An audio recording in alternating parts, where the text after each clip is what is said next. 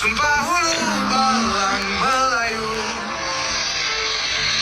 muncul pendekar tanpa bayang, tapi mereka senjata ada. Bangkit sang pendekar, taat akan raja dan sultannya.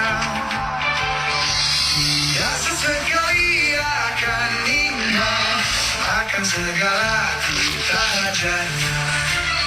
Laksamana tidak bertuan, menunggu dan menanti raja sebenar. Raja bangkit demi agama, bangsa dan tanah mulia.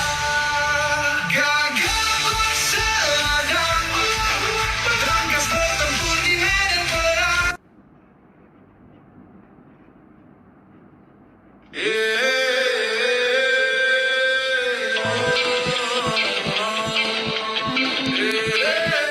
Ibrahim Muhammad.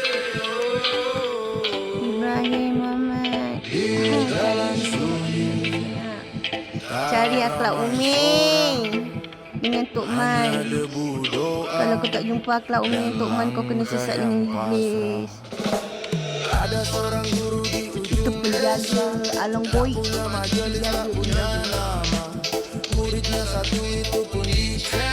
Penjaga Nabi Sulaiman.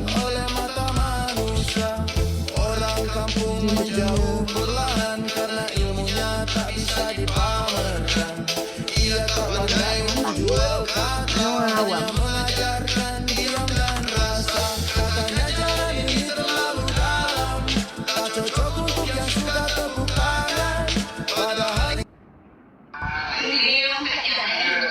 Selalu perempuan tak faham kalau yang itu perempuan tu mana. Bakso tak ada. Yang untuk Muhammad.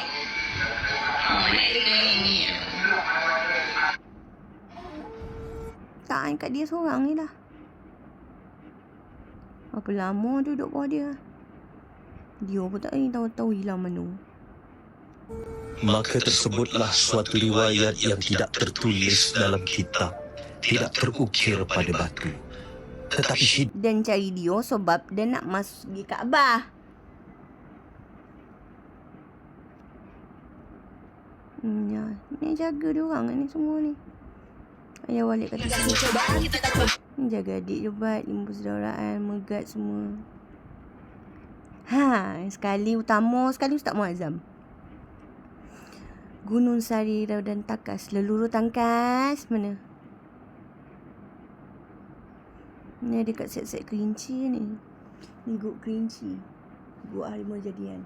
Datuk Langit yang paling tinggi. Tak ada kena kaji, tapi yang paling tinggi sekali ni grup Rimau. Grup Halimunan. Ada Chris, Halimunan, Harimau. Tapi cari penunggu wali. Happy birthday. Itu kena pergi dekat Gunung Ledang. Dikasih pantang, kita pantangin. Aceh. Seram dia Aceh. Dia harimau ada 7. Campai ada suku-suku ada suku-suku. Ibaratnya sekodik budak ni. Ibaratnya sekodik ni.